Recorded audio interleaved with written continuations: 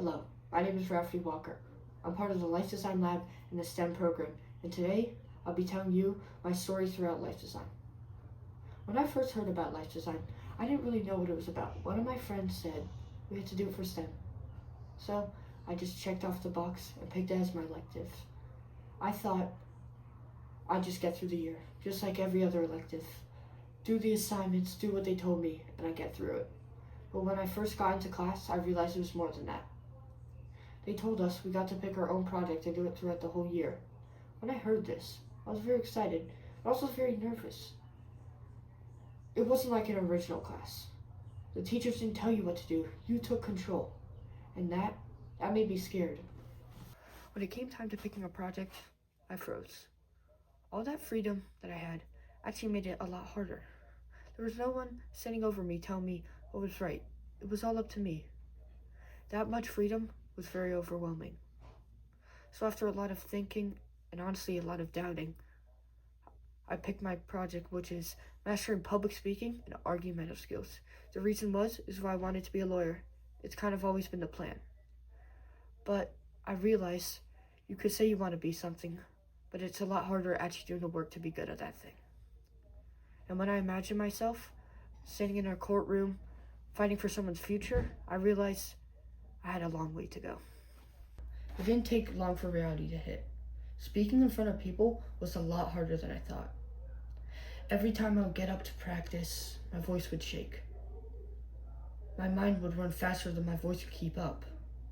Honestly, sometimes I just felt like giving up. It made me feel small. I realized it was more about just learning a skill. It was about facing my fears, about being judged, being seen, and even failing in front of people. It was more than just giving a speech. But here's where the real learning came from.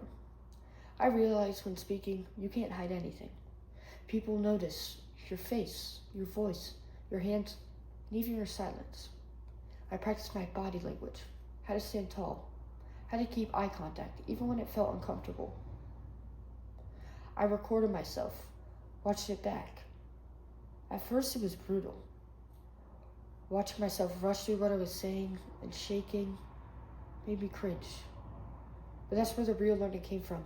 Not just doing it right, but realizing your weakness and deciding to get better at it anyway. Critique night was one of the nights where I really got tested. I had everything prepared. I had work done, papers, notes, stuff on my computer. And when I actually got up there, that's when the nerves kicked in. I kept slipping through what I wanted to say. I forgot half of what I wanted to say. It was one of the worst feelings I've ever felt. But honestly, that night was one of the best things to ever happen to me. It forced me to stop pretending and to actually start working. It helped me realize that some of the best learning doesn't just come from doing stuff right. It's from messing up and learning from that. After critique night, a lot changed. Instead of just hoping stuff would get easier, I actually made myself better and worked to that. I would record speech after speech on my phone. I would answer random questions out loud. I would also listen back to what I was saying and think, how would people hear me? I did my best to make myself feel uncomfortable because that was the best way for me to grow. There were some days where I didn't get better, where I was stuck at the same spot. I was working very hard, but I didn't even move. But even though I had those days, I kept working and I kept getting better. I realized that I couldn't just practice blindly. I had to learn from people who are better than me. So I got apps on my phone to not only help my tone, but to help my body language. I read books on public speaking. And I also watched TED Talks and paid attention to how they made a story stick. They didn't just talk, they connected. Every move, everything they said, every pause mattered. And I slowly started applying that to myself. I learned that it's not just about knowing the information, it's about actually applying it to what you do. If you looked at me at the start of the year and looked at me now, you would see two different people. At the start of the year, I thought confidence was being loud, being funny.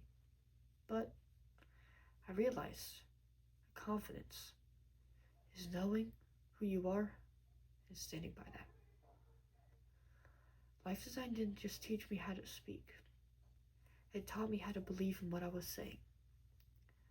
I learned that even if I mess up, even if my voice cracks, or if my body's all over the place, what I'm saying is so important to say.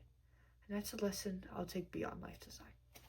Whether I become a lawyer or not, I know that my voice matters. I can step into a room, speak with meaning, and own that space.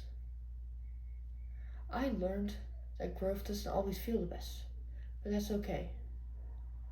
Some of these learnings weren't easy. They came from moments I messed up, moments I failed, moments I wanted to give up. This year was not perfect, but it taught me valuable lessons I'll use throughout my whole life. That's my life design presentation. Thank you very much.